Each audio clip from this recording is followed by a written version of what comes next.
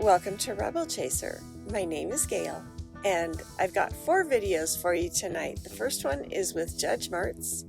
The second one is a hearing for a change of venue between Judge Ricky and a judge in California named Judge Hill. Then we've got a short one with Judge Wolf, and then the last one is my favorite, Judge McNally. Also, this is going to be my last premiere for about 8 to 10 days because I go away with my 89-year-old mother. She just gets older every year. Anyway, we go away to stay in a cabin outside of Lake Tahoe, and it's up at Angora Lake. There is no cell service up there, no internet service. I mean, sometimes I can get cell service, but I can't get internet service at all. Well, rarely. Sometimes I can catch a little bit.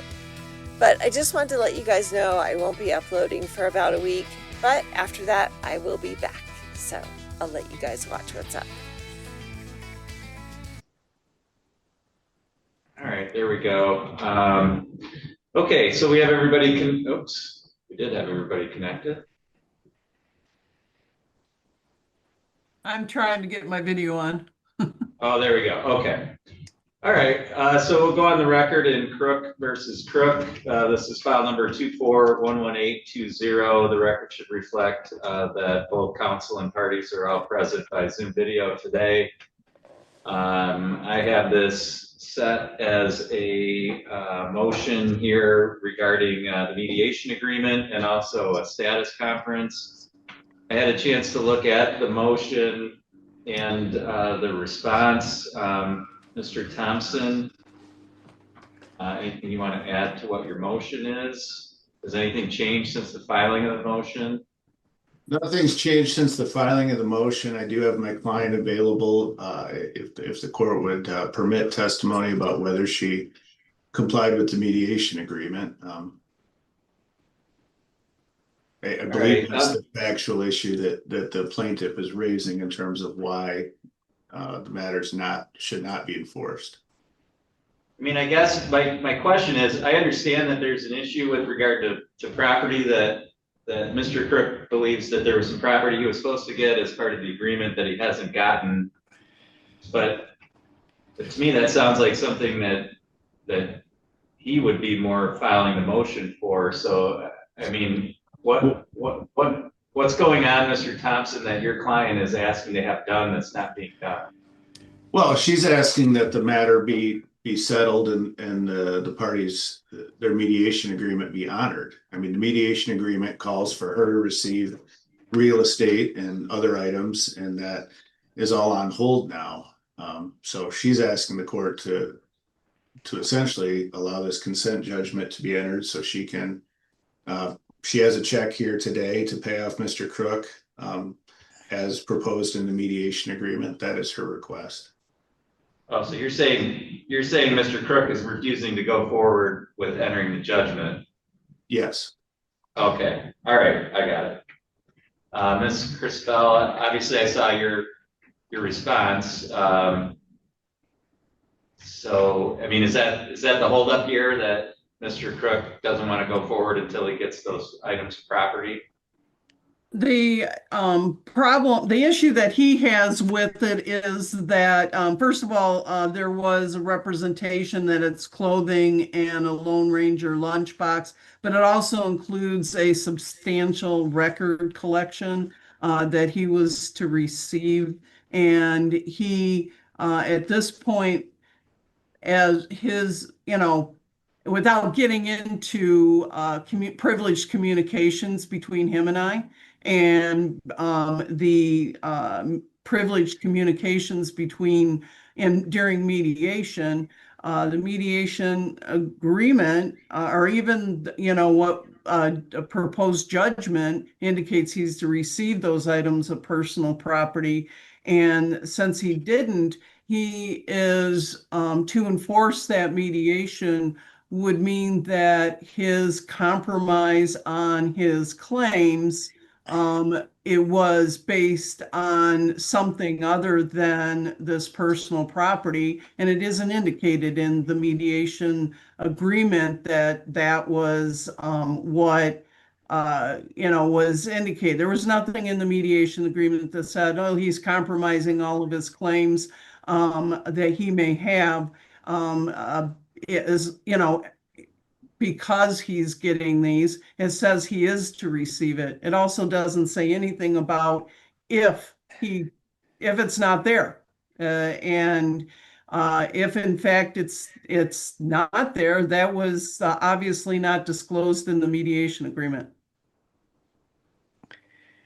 All right, so, I mean, just trying to figure out what to do here, because if the only evidence we're gonna have, is testimony from Mr. Thompson's client saying that, she's turned over whatever items were there, and to the extent that she hasn't turned it over, they're just not there or they're gone.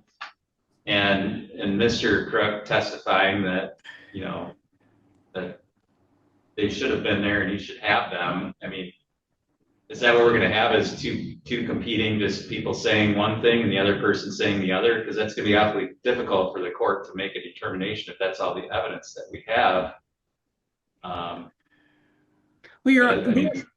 We're asking that the entire thing be set aside because my client doesn't think it is fair for there to be a representation that he was going to receive these items and then he doesn't get them. And I know that the alleged claim is that it was lost somewhere by him, destroyed by him, that she has no explanation as to where it's at. Yeah, perhaps it does come down to a question of he said, she said, but that's not necessarily the only issue in this case. There was the reliance by my client to compromise claims that he has regarding other property, which I think then comes back into the court's purview to consider, not just this he said, she said issue. And yes, that would be something that would have to be brought before the court as far as the personal property is concerned. All right, so Mr. Thompson, I mean, what's your response to the claim that essentially your client bargained away property that she wasn't in a position to return to Mr. Crook? Well, it sounds like what Ms. Crispell is arguing is that her client gave up certain things because he thought he was going to receive that property, and now he's being told that your client never had that property in the first place or was gone. So she was bargaining away things that she never even had, I guess is the argument. Yeah, I think like every long-term marriage, there's a lot of things that are in storage, and the court has certainly presided over plenty of divorces. People ask for things. That doesn't mean my client made an independent, search of everything in storage. She's asking to enforce the mediation agreement, Your Honor. That's where we're at. All right. Well, I mean, I think number one, I'm going to have to set this for an evidentiary hearing because I'm certainly going to have to take some kind of testimony and evidence beyond what I could do at a 15-minute hearing, and certainly within the next 4 minutes before my next two cases at 2 o'clock. So, and I guess part of that testimony would have to be who knew what about this property at the time of the mediation. And the court may have to make some findings in that regard, which may affect the viability of that mediation agreement. In other words, if the court finds that this property that should have still been, I don't know. I don't want to say too much because a lot of it's going to depend on what the evidence is going to show here. But I think I understand what he said the arguments are. I think this is something we could probably do in a half a day. Mr. Thompson, would you agree on that? Yes. Ms. Crispell? Yes, All right, and can I get this set for hearing within the next 30 days if I can find time? Is that too soon, or Mr. Thompson, would you be ready to go as soon as I can get you a date? No, we're ready to go. I mean, in terms of the court's inquiry, I don't have any, subpoenas or discovery outstanding. I'm not aware of anything that's going to be in evidence besides the testimony. So we'd be ready to go as soon as the court is. Okay, Ms. Crispell? there potentially might be one subpoena, Your Honor. So perhaps if we could set it on just past the 30 days, that should be sufficient. Okay, So between 30 and 60 days, I think would be adequate. okay. All right, so I'll get this set for hearing. I will send that out to the parties. With that issue outstanding, I don't think there's any point in doing a status conference at this point. I think that kind of delineates what the status of the case is at this point. So I will just set this for the half a day hearing. That'll be in person here in the courtroom in Grayling, and we'll go forward at that time. I don't think I need either of you to submit any briefs prior to that. I think I've got a handle on what the issue is here based on the motion and the response. So counsel, just be ready to go with your witnesses and we'll go forward from there. Mr. Thompson, anything else I can address for your side today? Your Honor, I would just ask court and perhaps opposing counsel about whether the court would prefer to do this in person or via Zoom. And part of why I raised that is I know Mr. Crook has, some hearing difficulties. So I'd kind of ask opposing counsel what her preference would be in that regard. Well, I indicated, maybe you didn't hear, but I did indicate it would be in person here in Grayling in the court. I apologize. Thank you, Your Honor. That's what I was asking. Yeah, I think for number one, it's an evidentiary hearing, so it's presumed to be in person. And I think if either side does have problems like hearing and so forth, I think we're better off doing this in person here in the courtroom. Understood, Your Honor. Thank you. Okay. All right, Ms. Crispell, anything else from your side today? No. Okay. Thank you. That's all for this hearing, and both sides are free to disconnect at this time. Thank you, Your Honor.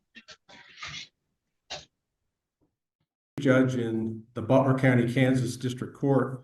This court's interest in this matter is due to the filing of case 24-DM-309 in the matter of Benjamin Bravo Hernandez and Monica O'Rourke Bravo.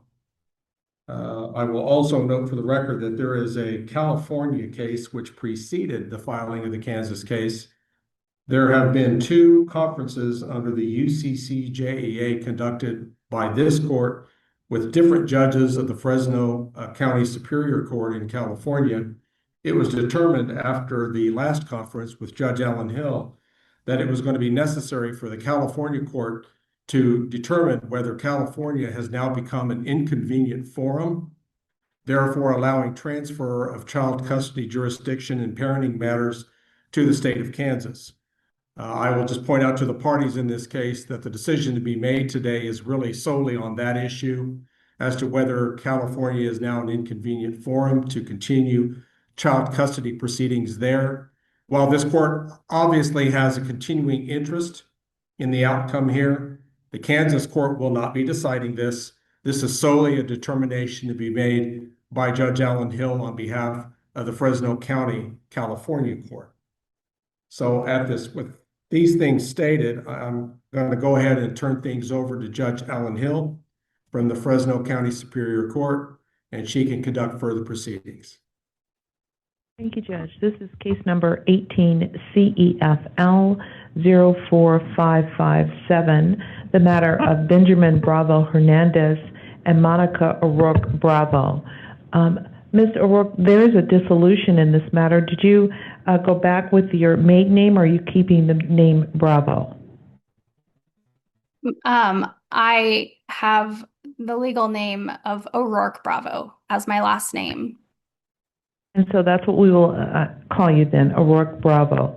And you are represented by counsel. If counsel could please state appearance for the record. Good afternoon, Your Honor. Brian Fallon, appearing on behalf of Monica O'Rourke Bravo. She is present via Zoom.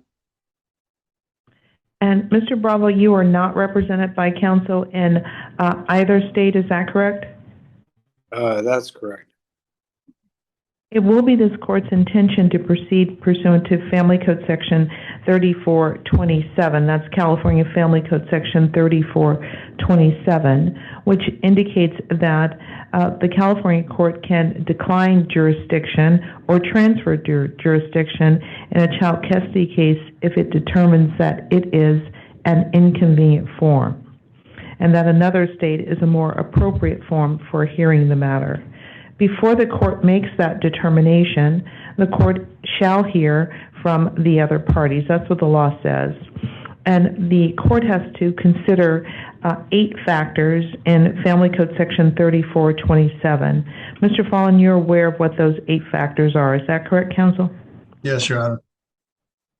And Mr. Bravo, are you aware of what those 8 factors are? No, I am not. And so you've had other conferences with the UCCJEA, and are you familiar with Family Code Section 3427? Not at all. And so you understand that today is the day that we have set aside for this court to determine whether it is an inconvenient form. Are you ready to proceed on that issue? I'm not. I haven't been. I don't really want the jurisdiction to be changed, but. So you understand today is the day that you are to present information to the court to tell the court whether it should or should not find that it's an inconvenient form. Mr. Fallon will also present information to the court, and then the court will make a determination. You understand that? Correct. And are you ready to proceed today, sir? We can proceed. That's fine. And Mr. Fallon, are you ready to proceed today? Yes, Your Honor. And so I don't know what you might have available to you, Mr. Bravo, whether or not you can have a device where you can look at Family Code Section 3427, but I will tell you in advance what those factors are, and if you have a device and you can pull up that code section, it will set forth those factors. The court has to consider whether domestic violence has occurred and is likely to continue in the future, and which state could best protect the parties and the child.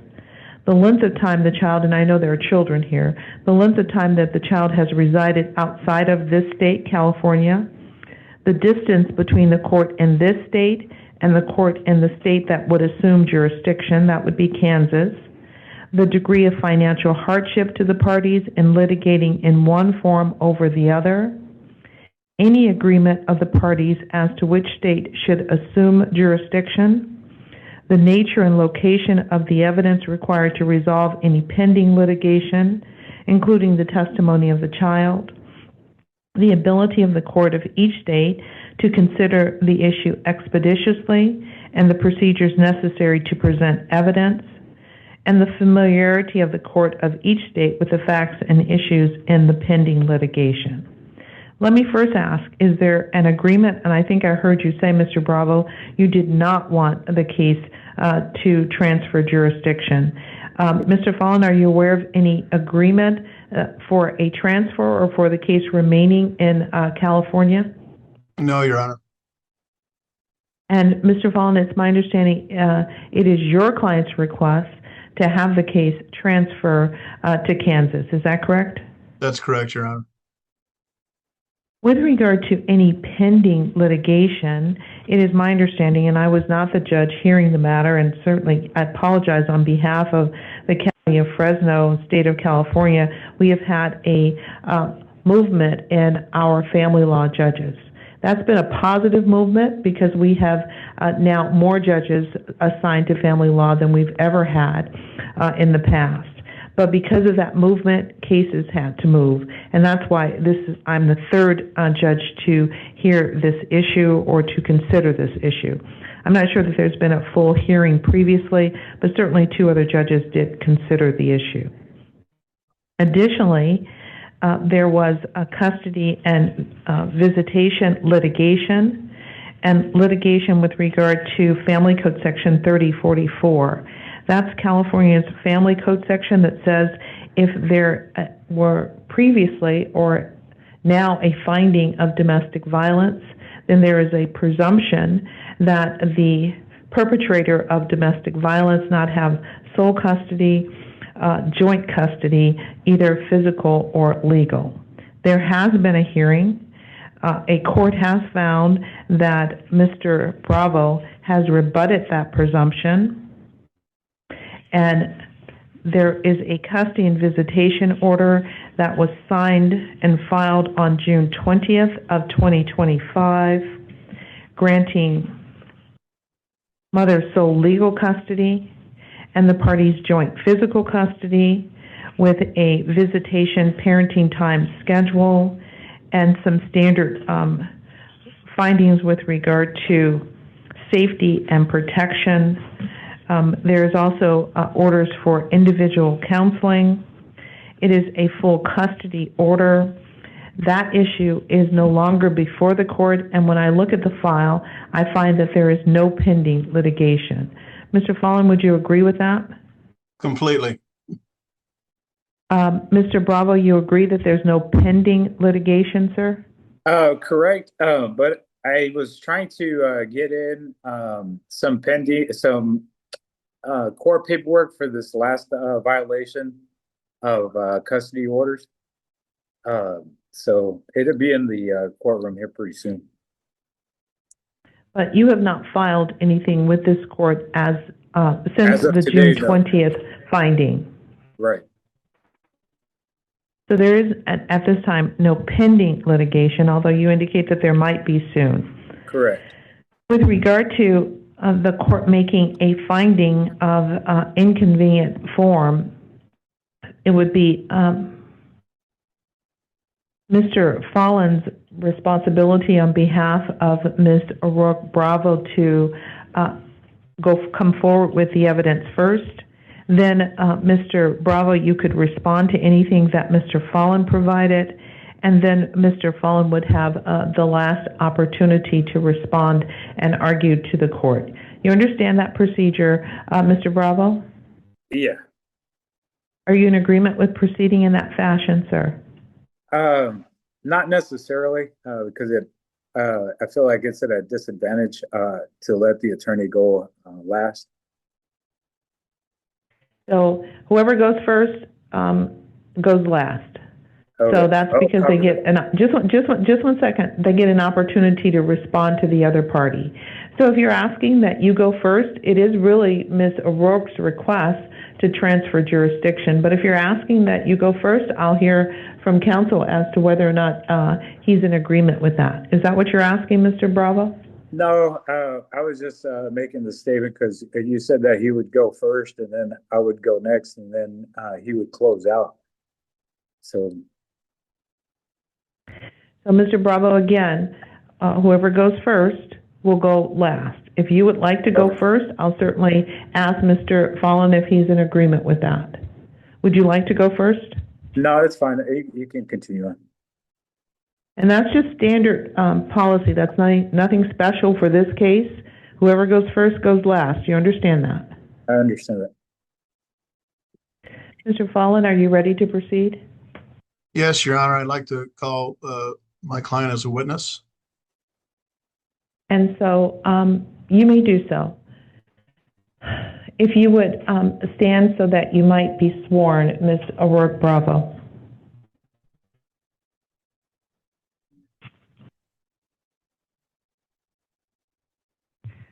You solemnly swear or affirm the testimony that you're about to give in the matter pending before this court shall be the truth, the whole truth, and nothing but the truth?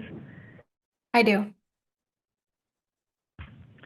And so what this means, since Mr. Fallon has decided that he's going to call a witness, is that you get an opportunity, Mr. Bravo, to cross-examine this witness, Ms. O'Rourke Bravo. You may ask her questions about anything that she testifies to. So if you want to make notes so that you will know the questions that you want to ask, you may do so. You understand that, sir? Understood. Mr. Fallon? Thank you, Your Honor. Monica, has there been any domestic violence restraining orders entered in this case? Yes, sir. There was a domestic violence restraining order issued in July of 2021, and it was a 3-year domestic violence restraining order covering myself and also covering both children. What type of domestic violence did Mr. Bravo participate in against you and your sons?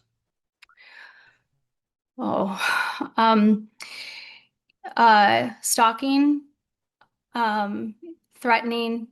Can I rebut this testimony? And so you understand that you will have an opportunity, Mr. Bravo, to ask questions of Ms. O'Rourke Bravo, just one second, about anything that she's testifying to. And then you will also have an opportunity to present your own testimony if you choose. You understand that? Absolutely. I'm sorry, I didn't hear that, sir. Yes, I do understand. I was just curious, like, because we already rebuffed this domestic violence restraining order. Are we going to have And so, just one second.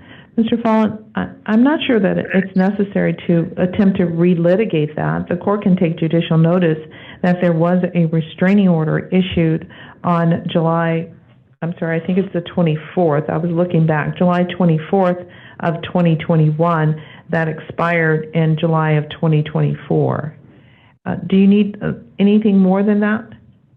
I thought the court might be interested in what type of domestic violence was perpetrated by Mr. Bravo, but if the court is not interested in that, then I won't ask any questions.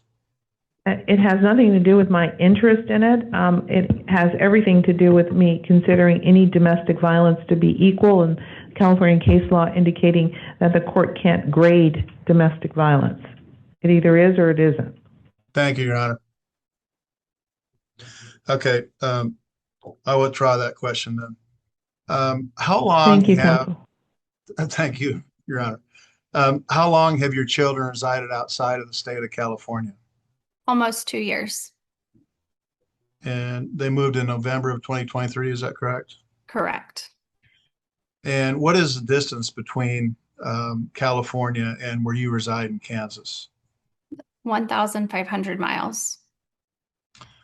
Tell me about the degree of financial hardship that you would suffer if the case is to stay in California versus transferring to Kansas. In California, there is free legal help at the self-help desk. However, I clearly have to pay a lawyer to represent me. That is, especially the case since now in California, many of the hearings are in person, and I always have to appear via Zoom. In Kansas, there is an organization called Kansas Legal Services. It provides free legal advice to anyone. It's basically identical to the self-help desk. However, you can additionally apply for free representation as well. So in Kansas, the Kansas Legal Services is a nonprofit organization that provides free legal representation. So like lawyer representation in court. And so, both Mr. Bravo and myself would have the opportunity to have the removal of financial hardship by having the case heard in Kansas, because there is not only opportunity for free legal advice, but there's also the opportunity for free legal representation. Whereas by remaining in California, I'm continuing to pay lawyer fees. But can you afford to pay attorney's fees? No. Why not? While Mr. Bravo works full time, I'm fully and permanently disabled, and so I'm on a permanent disability fixed income. What's your monthly income? It's about $3,000. So paying for an attorney is a financial hardship for you? It's a huge financial hardship, right? That I make less than $40,000 a year. Makes it very difficult. Okay. Tell me about the nature and location of the evidence required to resolve the pending litigation. Where is the evidence that you would be utilizing located? I'm going to stop you, but just 1 second, because I think we've all agreed that there's no pending litigation. Okay. Well, I guess this hearing is pending litigation of a different nature. I'm talking about factor 6, the nature and location of the evidence required to resolve the pending litigation, including testimony of the child. And so, counsel, there's no pending litigation. Okay. Tell me about the ability of California courts versus the Kansas courts to decide this case expeditiously. How much time has it been taking in California versus Kansas? The last time that the California. And so, counsel, just 1 second, Mr. Rook. I'm going to stop you again. I think you're asking this witness to speculate as to how long it would take in Kansas to hear a case of the same nature as the case in California. Not only is it speculation, but I think it calls for a legal expertise that this witness does not have. Your Honor, so the court's objection is this. She has another case in Kansas that she's having decided? Well, she filed in Kansas to have the case transferred from California. So she has personal knowledge regarding how long it takes to get a hearing on calendar in California versus how long it takes to get a hearing on calendar in Kansas. The court's objection is sustained. Thank you. Move on, counsel.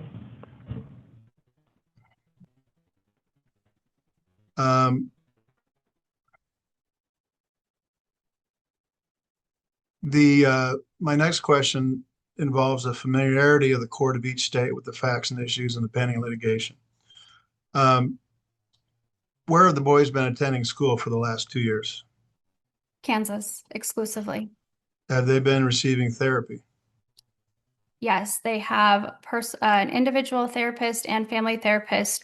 They are all located in Kansas. They are not legally allowed to see a therapist in California because of the therapy law, like the licensing things. Where do they have coaches and teachers? All of their extracurricular activities are in Kansas. All of their coaches are in Kansas. All of their music instructors are in Kansas. All of the majority of the people that they spend time with are in Kansas. Basically, everything and everyone they spend their time here, and the all of the like in the last hearing, all of the witnesses, all of the evidence that was presented, there were multiple expert witnesses that were presented, and they were all here in Kansas. Thank you. Nothing further. Mr. Bravo, did you have any questions for Mr. Rourke Bravo? Yeah. You made the statement that you made. I believe you said about $40,000. So Mr. Bravo, I'm going to stop you for just a minute. Just 1 second, Mr. Bravo. I'm going to stop you for a minute. Something's happening with your sound. It sounds muffled, so we're having difficulty hearing you. Can you hear me? So could you work on that for a moment? Can you hear me or no? Oh, it's much better now. So Oh, whatever okay. you've done, continue to do that, sir. Okay, copy that. So the question with reference to you making $40,000 because you can't afford an attorney, I believe in the child support paperwork, you stated that you make about $2,000 from disability a month. Is that correct? You are incorrect. I disclosed my finances, including all of the pay stubs from disability at the support hearing. What is the amount that you make from disability? I already stated that. It's No, you have to answer the question. $3,000 a month. How much was it? I couldn't hear you. So I already stated it's approximately $3,000 a month.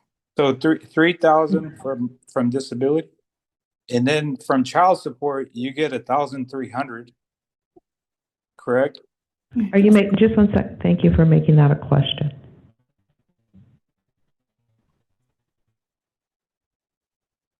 I know, Ms. O'Rourke Bravo, that you heard that question, and so the question was, so from child support, you're getting $1,300. Yeah, I answered it. You maybe didn't hear my answer, but I did say yes. Thank you. And then from how much do you make from the business that you run out of your home? Last year's profit loss was a couple $100 net. So that's how much you reported to the IRS. Yeah. But that business, you can make money, like cash money, that you don't report to the IRS. So that would be tax evasion. Are you asking me if I commit tax fraud? Well, we did run that business together, so I have some sort of knowledge to So the. just one second. I'm going to stop you both because this is not a discussion. This is questions and answers. The question is, did you make money that you didn't report to the IRS? And you can certainly answer that if you would like, Ms. O'Rourke Bravo. No, I did not. So do you teach women how to make bras? What do you do for a business? Objection, irrelevant. What's the relevancy of that question? What she actually does for her home business, Mr. Bravo?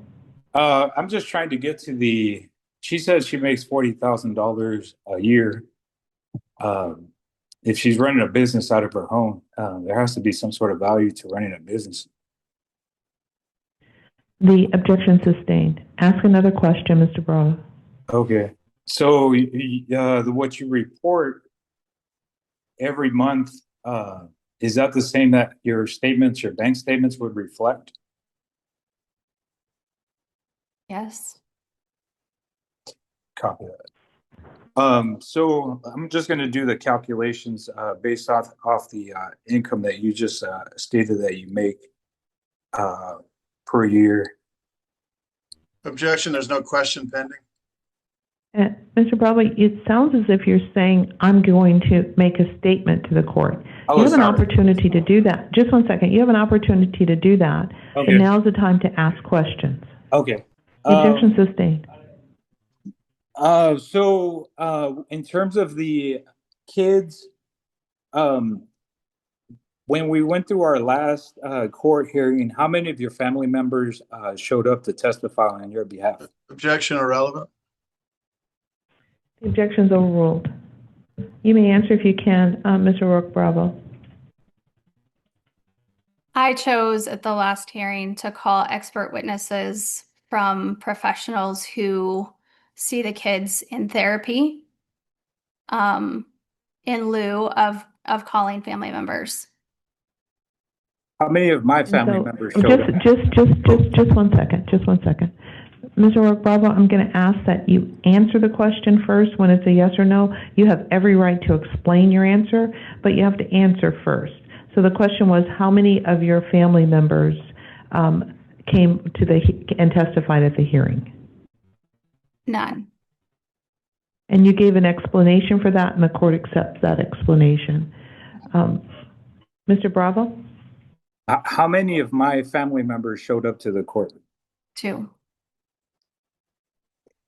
And who would you say took care of Ben and Sam as they were growing up?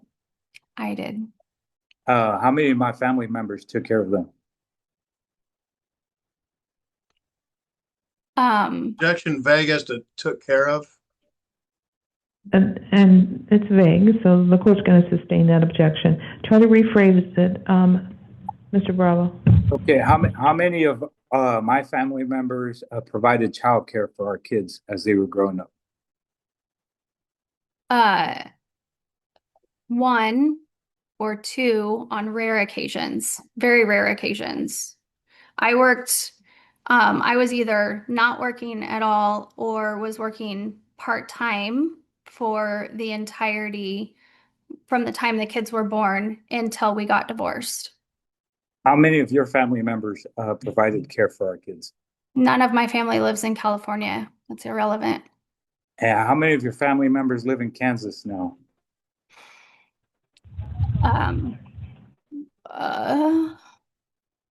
Okay, it's gonna take me a second. Like immediate family? Just 1 second. Let Ms. O'Rourke Bravo answer the question that you've asked.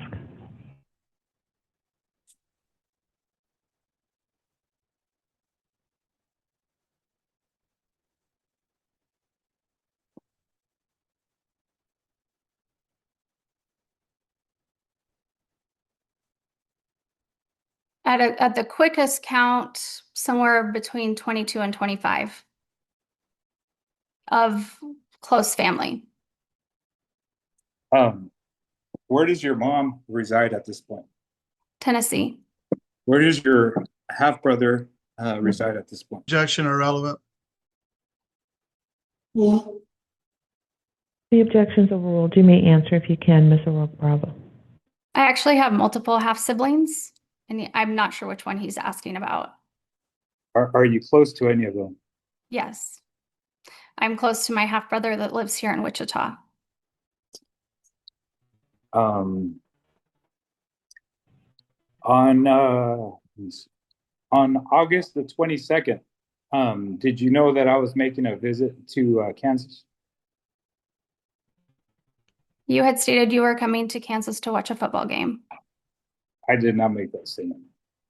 What was it? It was the original reason. I'm sorry, just 1 second, Mr. Bravo. I think you made a statement. I'm not sure that was a question. So don't do that again. Just ask questions.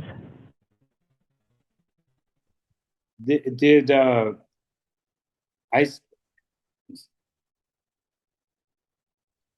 on August, in June, I believe, late June, I sent you an email message stating that I was going to come out to visit the boys on August the 22nd for that weekend. Were you aware of that?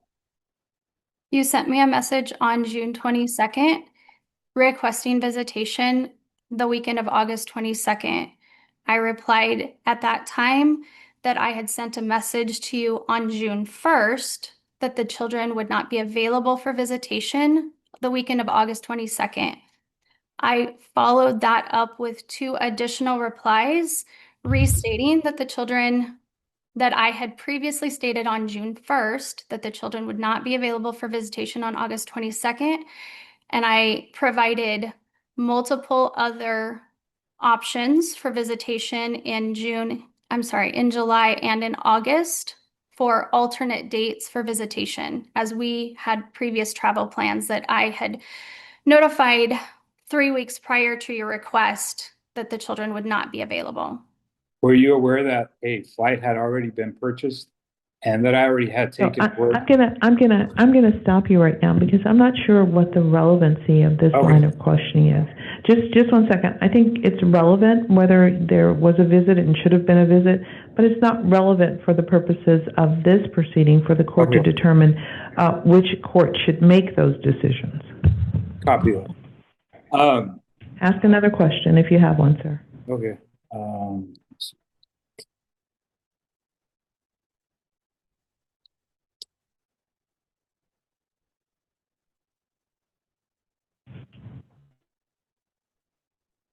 Yeah, I don't have any other questions at this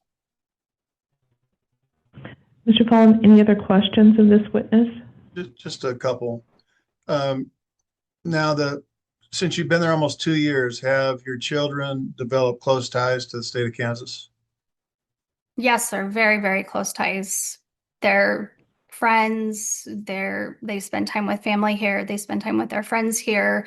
They're deeply involved in school extracurricular activities. Both of them play club soccer and are on national level teams. So they're at soccer all the time.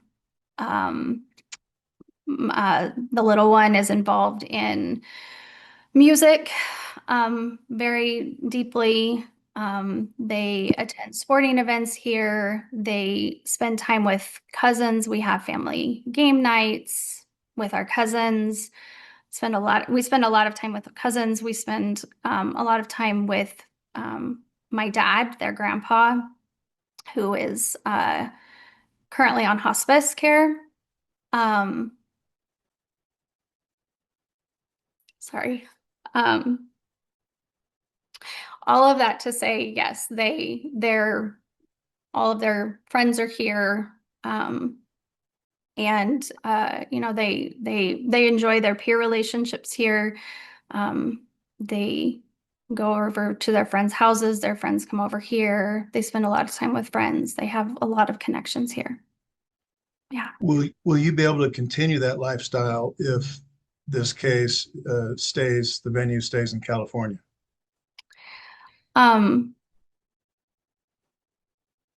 Answer the question. Short answer, no.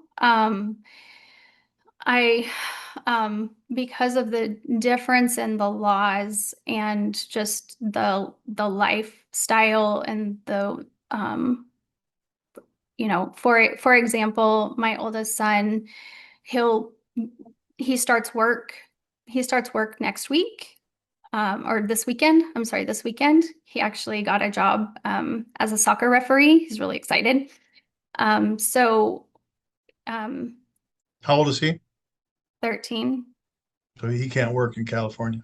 He cannot work in California, no. But like I said, the laws here are different. He'll be driving in a few months when he turns 14, because the driving age here is 14. And that's just one example of there's a lot of cultural differences that I don't believe that the California court would have full awareness of the kids' daily lives in the same way that a Kansas judge would. Additionally, there's So right now, just 1 second, I'm going to object. It's going into a narrative, and I think it's non-responsive. The question is, if the case stays in California, how will it impact your ability to maintain your current lifestyle? That was the question. Okay. So let me ask it. So just 1 second. So the court's objection is non-responsive and narrative, and I'm sustaining both of those objections. Rephrase, counsel, or ask a different question. If the case were to stay venue in California, will you be able to afford to give the kids the current lifestyle that they're enjoying now in Kansas? Oh, okay. I get it. No. Why not? Why not? I cannot continue to pay for California lawyer fees. What Bottom about line. travel? What about travel expenses? And travel expenses, right? It's a tremendous burden. Yeah, it's a tremendous burden. And having the case here in Kansas would relieve that burden for sure. Nothing further, Your Honor. Any further questions of this witness, Mr. Bravo? Yeah, I do. And I just need to advise you that you are limited to the scope of the questions asked by Mr. Fallon. You understand that? Right. And then you just made the statement, or you said that you pay travel expenses to California. What's the exact value that you would say, how much it costs you?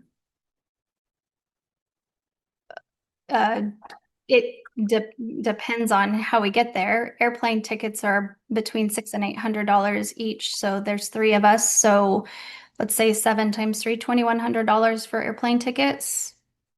Is that for renting a car, and a place to stay? Is that travel expenses to like attend court hearings, or is that travel to like for vacation?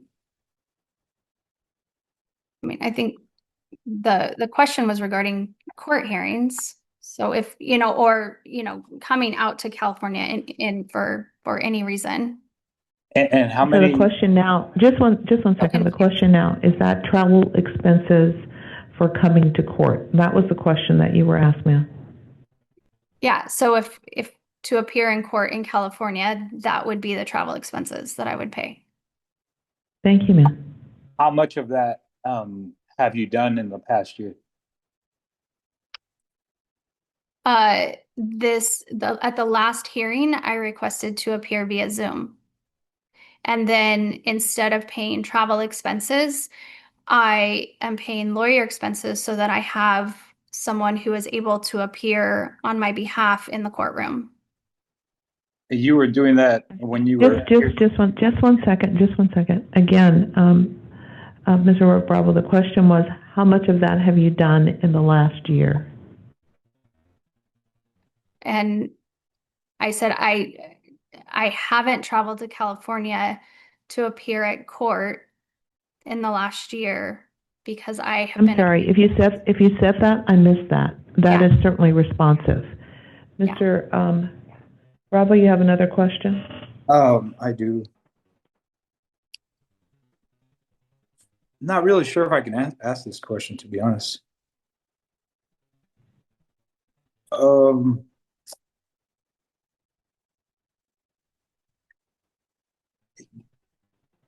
Yeah, I think that's probably the scope, because I don't think I can ask that question. I'll leave it at that. Anything further, Mr. Folland? No, Your Honor. And so, Mr. Bravo, now is the time for you to present evidence. You could testify yourself if you wanted to, or you could just wait and just 1 second and argue with the information that is already before the court. What would you like to do, sir? I would like to testify. So if you would please stand so that you might be sworn.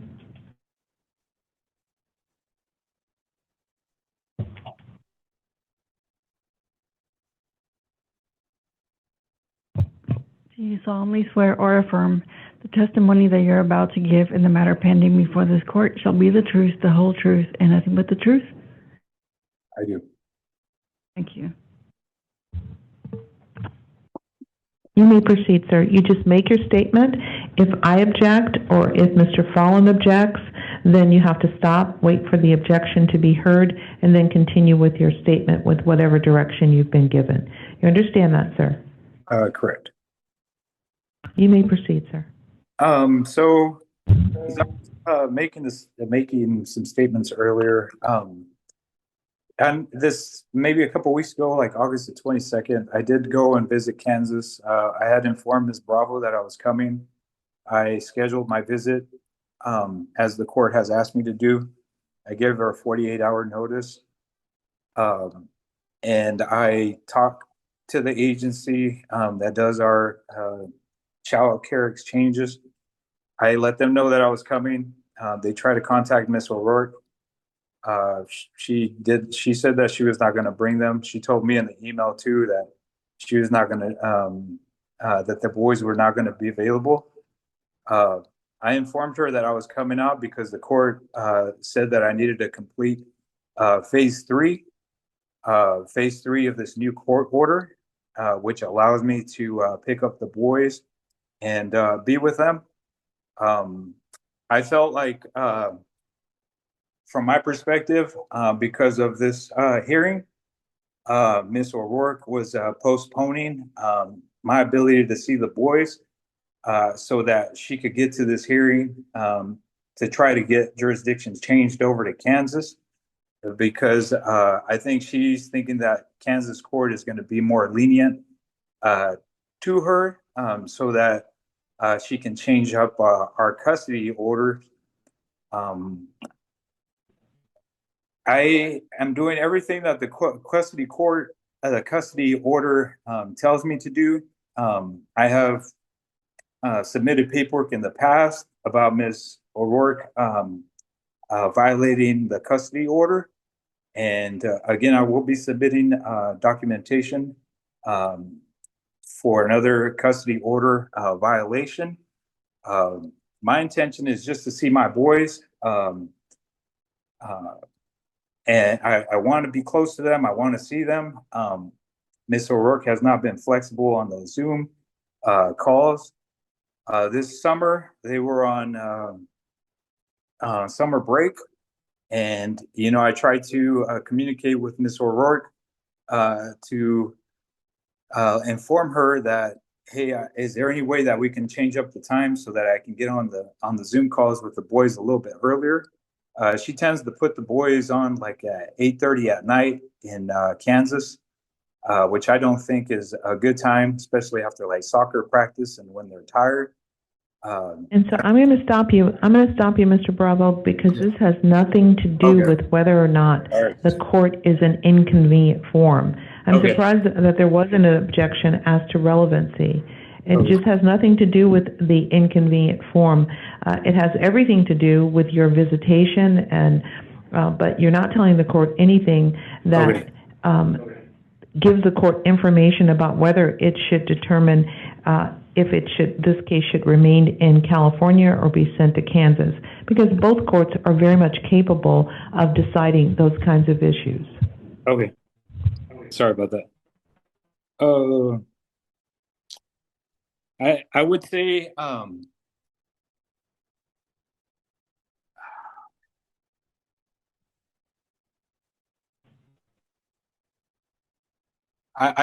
in my opinion, it's just it would be more of her stalling, being able to stall. Changing jurisdictions would create more issues for me. Objection, lack of foundation. Well, the response was would create more issues for me. So I think that he can testify as to what issues would be created for him. So I'm going to allow that. So financially, it would create an issue in terms of the court system. I don't really know how to navigate the Kansas court system. I have visited the website. I have asked one of the clerks if there's like a self-help desk that I could tap into to be able to gain information and more insight. There isn't a self-help desk through the state of Kansas.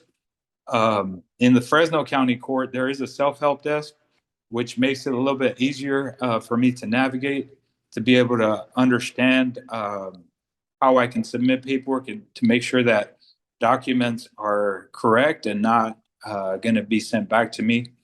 I believe if the jurisdiction is transferred to Kansas, it's going to make it a little bit tougher in terms of submitting paperwork and trying to get the paperwork into process so that I can navigate the Kansas court system. It's just going to be a little bit harder.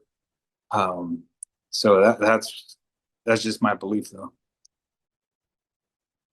And I honestly don't have the financial resources to navigate or to hire an attorney out there in Kansas. I'm already paying child support for $1,300. Obviously I have my home and my cars and stuff that I have to pay for in my everyday life, which is pretty expensive out here in California compared to in Kansas.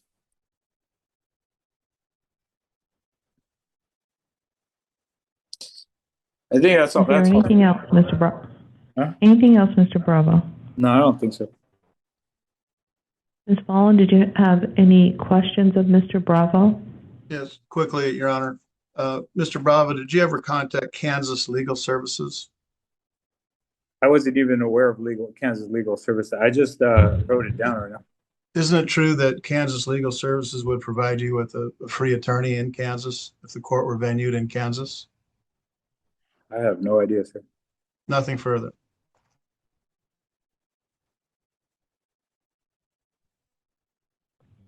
Any questions as a result of those questions asked of you, Mr. Bravo, by Mr. Fallon? No. And I said questions, I meant statement. No, not at this time. And so now I'll give each of you an opportunity to tell the court why the evidence that is before the court at this time would make California either not or either a inconvenient form, given the factors in Family Code Section 3427. Mr. Fallon will go first, and then he will have the final argument. Mr. Fallon? Your Honor, California is clearly an inconvenient forum at this time. Kansas would be much more convenient for both parties. Going through the factors, number one, there was domestic violence in this case. That is undisputed. Number two, the kids have lived in Kansas for almost 2 years now. They have very, very deep ties in the state of Kansas. Their school, their extracurricular activities, a new job, their family, 22 to 25 relatives. They've sunk their roots down in Kansas now. The degree of financial hardship to the parties. Mother Monica is 100% disabled. It would clearly be a hardship for her to continue litigating in California. She just can't afford the attorney's fees. The evidence, any evidence in any future proceedings would be located in Kansas because it's all about the best interests of the children and their teachers and therapists and everyone relating to them that has anything to do with them is in Kansas now. They have no connection to California at all. The ability of the court of each state to decide the issues expeditiously. Monica's experience has been the Kansas courts have been faster, but in any event, the familiarity of the courts of each state with the facts and issues, that's pretty much the same. But overall, Your Honor, all these factors have been met. The financial burden is a huge one. It'll change the lifestyle of the children, the lifestyle of Monica if she's forced to continue to litigate this case in California. It's a crushing financial burden she's facing, and given the closeness of the ties and the roots that the kids have put down in Kansas, this case should be venued in Kansas, Your Honor. Thank you for your time. Mr. Bravo? It is my belief that the only reason this thing is coming up is just another way for Mr. O'Rourke to interfere with my relationship with our sons, to make it harder on me to maintain closeness with them. By changing jurisdiction, it's definitely going to make it harder for me to navigate, to be able to maintain my current relationship with our kids and stuff. Also, the brainwashing that has occurred with our sons. We talk about domestic violence and stuff. Like, there's been domestic violence on both sides that was definitely not reported and continues with my sons. And so let me stop you, Mr. Bravo. You have to argue the facts that were in evidence, and you haven't put those facts in evidence in this proceeding that there was prior domestic violence from both sides. So move on, sir. Okay. Just the violations of, can I talk about violations of custody orders? You make the argument that you want to make, and if I find it objectionable, I'll object, or Mr. Follen may object. As seen from the August 22nd visit to Kansas for me to see my sons, Mr. O'Rourke is not her intention is not to bring my sons and I closer. It is more to get in the way and to create a gap between my relationship with our sons. And honestly, I believe that the court should not allow for jurisdiction to be transferred, that they should allow me as a father to continue to be and have the ability to proceed legally. And also, as from our previous court situation, my family members showed up to our court hearing. They definitely have ties to California. I'm not really sure how Mr. Follen got to the statement where they don't have any ties to California. But they have a lot of ties here. I have like over 30 members, family members here in California, in Fresno, that definitely would be close to our sons. They, again, have been stripped.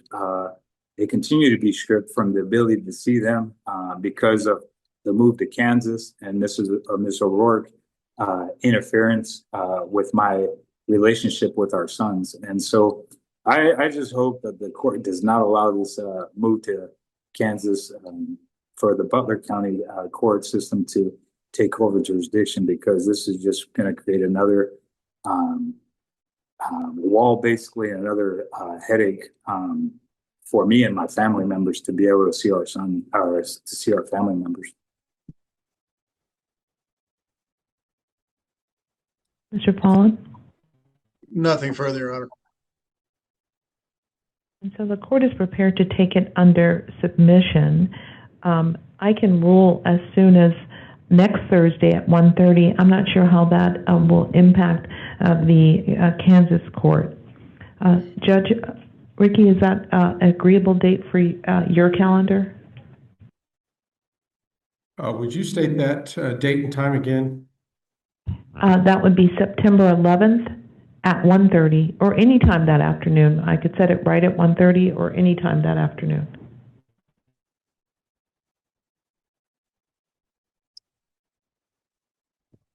I'm looking at my calendar and trying to find a hole. Thank you. I appreciate that.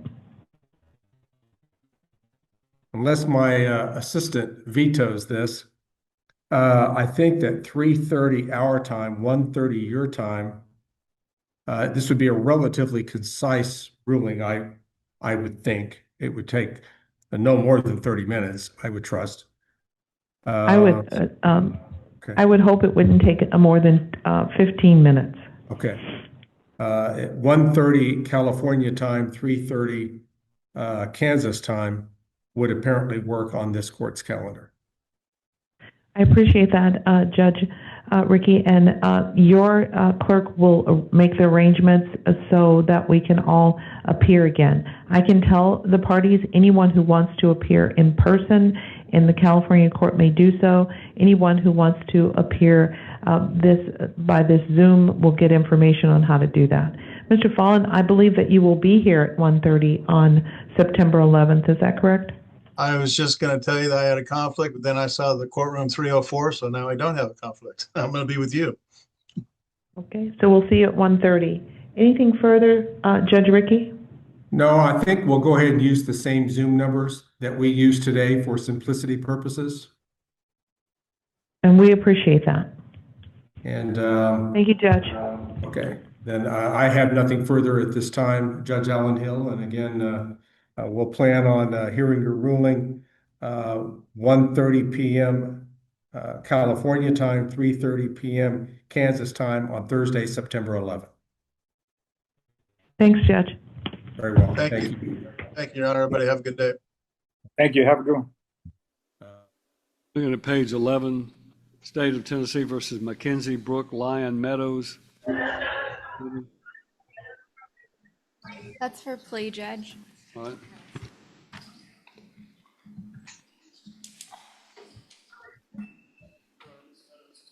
Approaching the podium with me. Your Honor, in this case, subject to the court's approval, Ms. Meadows will enter a plea of guilty, Your Honor, excuse me. She'll enter a plea of guilty to the charged offense in this indictment of 1 count. The punishment on that, Your Honor, will be 2 years of probation pursuant to judicial diversion. She will be required to complete anger management and parenting classes as a condition of probation. She'll be responsible for the court costs. She has signed a plea sheet to this effect, Your Honor, and there are pretrial jail credits on here, and there is a certification of her diversion eligibility as well. All right. Ms. Meadows, raise your right hand. Let's place you under oath.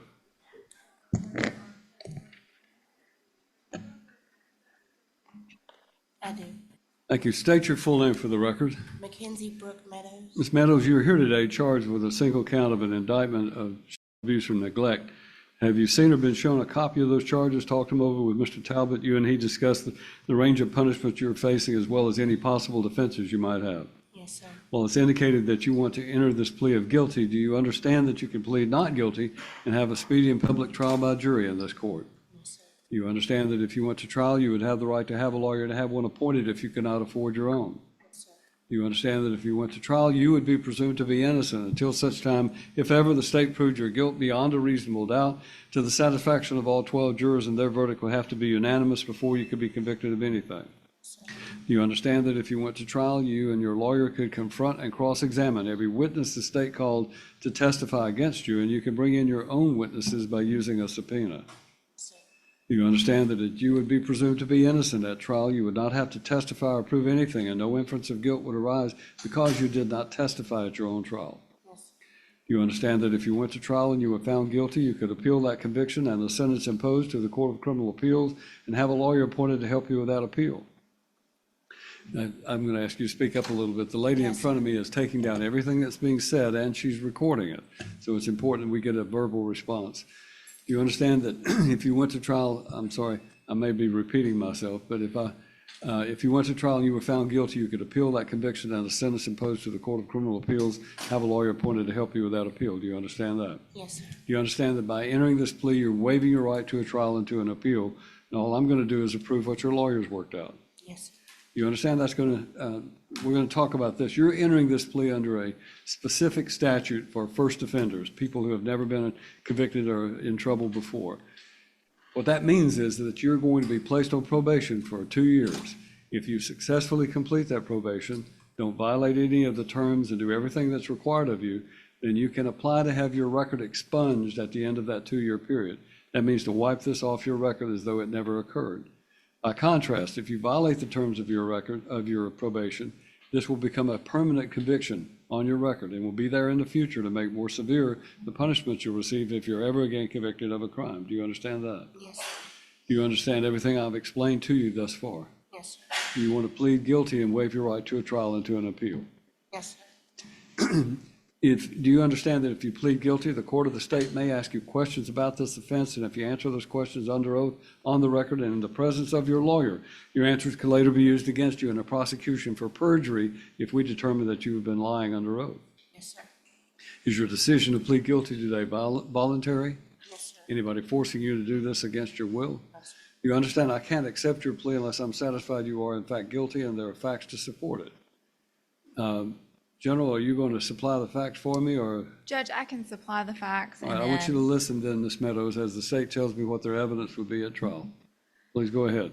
Judge, law enforcement received a report in August of 2023 of an 11-month-old infant that had about her body that was not consistent with normal child play or accidents.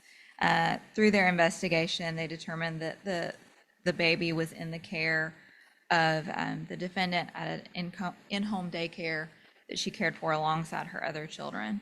And those are the basis for these charges that did occur in Dixon County.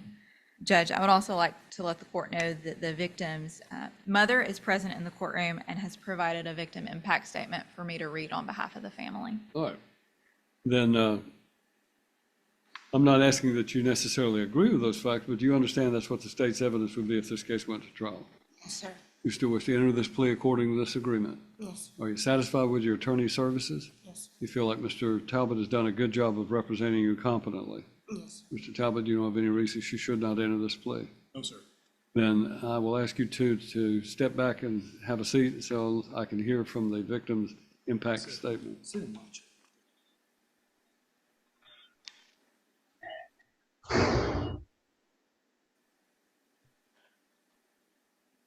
General? My name is Alicia Crouch. I am the mother of Blakely Crouch, who was harmed before her first birthday, a time when she was too young to speak for herself or to defend her little body. No infant should ever have to endure harm, especially from someone entrusted with their care. The impact this crime has had on me as a mother is something I carry every single day. My trust, my peace, and my sense of security were ripped away. Emotionally, I live in constant fear that this could happen again, whether it be starting a new daycare, preschool, or kindergarten. That fear is something I will carry for a long time. At the time of the crime, it was especially hard for Blakely. She struggled with eating, taking bottles, and being away from people who made her feel safe. The aftermath was overwhelming. I had to take time off work to ensure she was cared for and to find a safe place for her. We attended follow-up appointments with her doctor and with child services. Even once I found a safe daycare, the challenges continued. Blakely did not trust the staff. She screamed for weeks before she was finally able to adjust. Blakely just turned 3. She is a smart, beautiful, energetic, funny, and loving toddler with a bubbly personality.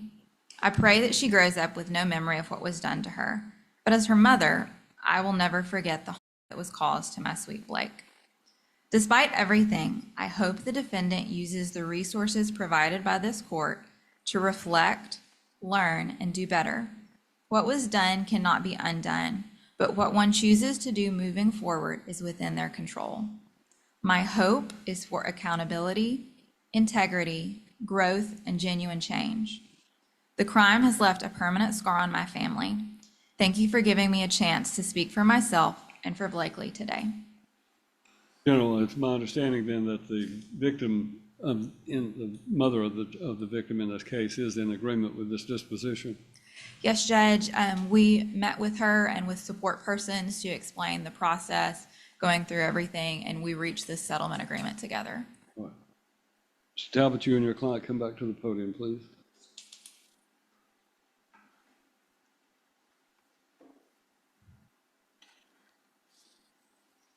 Ms. Meadows, you've heard the very articulate and intelligent victim statement that was, a powerful statement that was given by the victim's mother in this case. You still wish to enter this plea?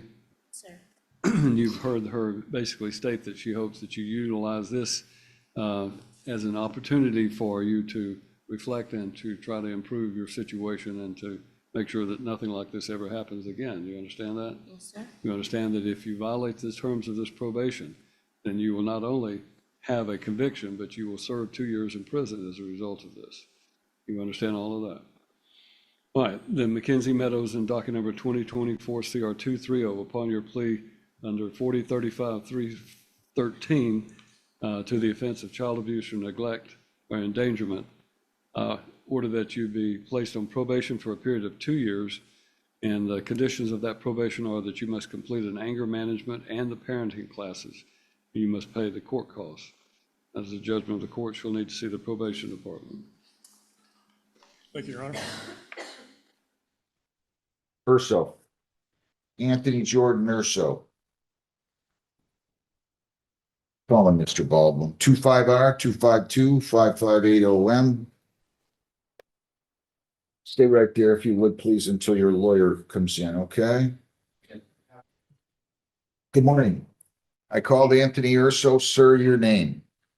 Attorney Mike Baldwin, House Counsel, P 65417, on behalf of Mr. Erso. Sir, your name. Anthony Erso, Your Honor. All right, sir. Judge, today is the date time set for sentencing. Just bear with me here while I pull up my report. We have gone over the pre-sentence investigation report. Judge, we announced that there are no deletions, corrections, errors, or omissions in this report, Judge. We're asking the court to adopt the recommendation. I believe this was taken under the deferral statute related to A and B. And he is gainfully employed as a laborer. He has no marked past criminal history. He's in good health. He's not on meds. So I'm asking the court to allow him an opportunity to show the court throughout the probationary period that he can satisfy the terms and conditions and be afforded the opportunity for dismissal. Sure, I'm Michael Lanitsberger here. Michael Lanitsberger, either here or here. come on up here, sir. Yeah.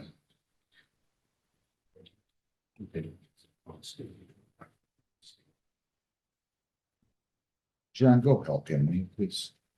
All right.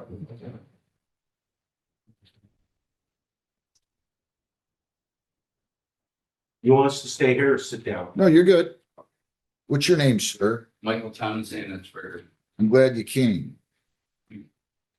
I'm gonna come back and ask you if you have anything to say here momentarily. Is there anything else that you would like to say, Mr. Ball? Yes, this was a bond condition for my client not to have contact with this person. And I have reason to believe that my client would like an opportunity to apologize on the record in open court. He did not want to violate his bond condition by having contact with him. Is that correct? Yes, yeah. I don't have a problem. Go ahead and apologize. I would like to apologize to you, Michael, for what I did on the incident of the day. What did you do? I slapped you in the face. It wasn't right of me to do that, and I wasn't thinking clearly. I hope you forgive me. Would you like to say anything, Mr. Ansberger? Yeah, I think he's somewhat a little bit dangerous. There was absolutely no reason for this, and I probably would have let it go, but after he so-called slapped me, which was more like a punch because I've got black and blue marks pictures that I can show you, and also I was watched for a possible brain bleed because I'm on blood thinners, okay? But he just took off, he jumped in the car, rolled the window up, threw my bag, I carried my stuff in, out and took off. You know, he would have come around, said, hey, I'm sorry, would have been a different story. This man has a pistol, okay? Legally, whatever. I just think he's a little bit dangerous. And flies up the handle. This is not the first time. He trashed my office once.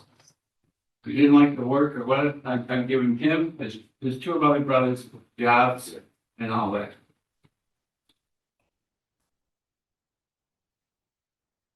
We have stuff still missing. Can't say it was stolen, but it's gone when I had it, when he was working. That's about it. Anything else? No, that's it. I'm a pretty easy guy to deal with. I was a probation officer for 20 years myself. Where? About me. Judge McGann and Brzezinski? Brzezinski. Very good men. Very good, very, very, very good men. Very good judges. Pretty well known in different facets of the legal system, so Well, I'm glad you came. Is there anything else you want to say, Mr. Erso? Ma'am. Your Honor, we're asking for HIDA. HIDA requires that the individual make an admission and that. The prosecutor already agreed, right? I agree. The point that I'm trying to make is my client has some work to do to earn this HIDA. And that is what this court orders him to do. And I trust anger management or a component thereof will be a part of that HIDA process to further assist my client as a younger individual in how to handle his matters when he's socially interacting with other people.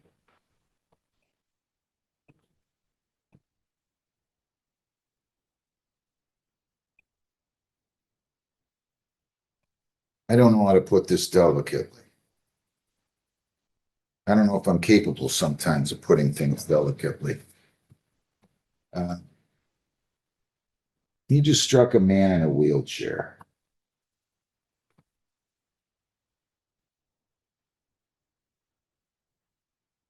That's so demeaning.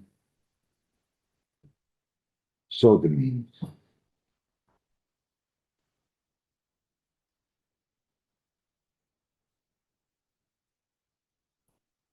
It doesn't take much of a man to do that. I say it sometimes in here, and I don't care who thinks what about it. It would be an interesting scenario if anybody who's ever charged with domestic violence or aggravated assault or assault and battery went and picked on one of the MMA guys or somebody who's 6'4", 262 pounds that plays linebacker for a professional football team. And this just this agitates me because you took advantage of a situation. And if he was 6'4", 262 pounds, I doubt you would have slapped him, especially if he wasn't in a wheelchair. So you better take a good long look at where you're going. I appreciate the fact that you don't have a criminal history. I believe what he told me. He's expressed concerns, and I share those concerns. 12 months probation. I'll take it under HIDA. You cannot leave the state without the consent of the court or violate a law. If you change your address, place of employment, or home telephone number, you must notify probation. You have to report as directed. I'm going to order that you attend an anger management program with 8-week follow-up. You're to attend that, complete that. You're not to enter 32823 4th Street in Rockwood. You're not to have any contact with Michael Ansberger. You cannot write, phone, see, text, email, or communicate with him, or have anybody else do any of those things for you or on your behalf. You're not to possess any firearms. You're not to possess dangerous weapons. If you have any firearms, he just said you did, you are to surrender them immediately and go talk to the prosecutor in Rockwood. He's here still, and the lieutenant, and tell them when you're going to surrender their firearms and how you're going to go about it. Do you understand that? I already surrendered when I was given the first court date. Okay, where are they now? They're in either Rockwood or Gibraltar. Okay. All right. No firearms, no dangerous weapons, no contact. Don't go back to 32823 4th in Rockwood. Anger management with 8-week follow-up, 3 days court work. There's a $35 a day charge for that for a total of $105. Fines are $100, costs are $125, $75 victims' rights fee, $50 justice assessment, $350. Screening fees $60 for $410. You have probation fees of $240 for $650, attorney fees of $40 for $690, plus you have court work program fees of $105. The total fines and costs are $795. If you violate, your probation could be revoked. You could be incarcerated for 93 days. You have 21 days to appeal. You have 14 days to apply for a court-appointed lawyer for purposes of appeal. I'm going to give you a review hearing date. I expect you to stay on the straight and narrow. When I read he was in a wheelchair, I thought that was not good. It's not that I condone in any way assaults of any kind, but you start assaulting people in wheelchairs, it tells me a little bit. You got something going on up there we got to fix. Do we understand one another? Yes, Your Honor. I'll take a review hearing date, Lisa, please. August 27th at 9 o'clock. August the 27th, 26 at 9 a.m. Do you have all this money to pay or do you need time? I have a honor today. There's no restitution, right, sir? Everything was covered? Yes. $200 now, and you make $500 a week. I'll let you pay $75 bi-weekly, and I'll start that beginning on September the 19th. If you need more time, no problem. You call the court, we'll go on Zoom on or before due date, or you can walk in here, and I'll be glad to talk to you on or before due date and give you an extension. Just don't ignore me. You're going to go down the hall. You're going to get your paper notice. You're going to go over to probation after you pay your $200 too. You're going to go over to probation, and then you are going to be instructed. Any questions? No. Thank you. Good luck. People. Okay, so the first video, I think it's pretty shady when you go and you make bargains for things, like you're in mediation and you say, yes, I'll give you that if you give me this. And you get what you request, but all of a sudden, what you're supposed to give, your ex-husband has disappeared miraculously, and you have no idea where it went. I think that's shady. I think she knew full well that some of the items he really wanted, she's already gotten rid of. She sold or dumped or gave away. And now the ex-husband doesn't want to sign the papers. And I agree with him. He shouldn't. He got a raw deal there. She did not mediate in good faith, in my opinion. That's just my opinion, though. We'll see what the judge says. And then the second one with Judge Hill and Judge Rickey, I thought, she moved. She claims that it's going to cost so much money for her to just travel to California to do these court cases. Well, why did you move? For one thing, then why did you move? If you knew it was going to cost you a ton of money to go through court in California, you should have stayed in California. She also said that, there's 3 of us. I've got to get, tickets for the boys and stuff. Well, excuse me? You don't bring the boys to your court cases. They're your court cases. They should not be involved at all. They shouldn't even know what's going on. Why would you bring them? And I don't know why. I wish the father had an attorney that would ask such questions, because that's a big one. And who moved? You did. So you get to go to where the court is, and the court's in California. That's just my opinion. I don't know how that's going to end up, but that's my opinion. I will try to catch it on next Thursday, but I will be up at the cabin still, so. And then the one with Judge Wolf, there's no way she should have gotten probation for what she did. No way. That one kind of made me mad. Anyway, like I said, I'm not going to be uploading for about a week. I'm going to be out of town with my mom. So I hope you guys have a great week, and thank you for watching. I'll see you another time.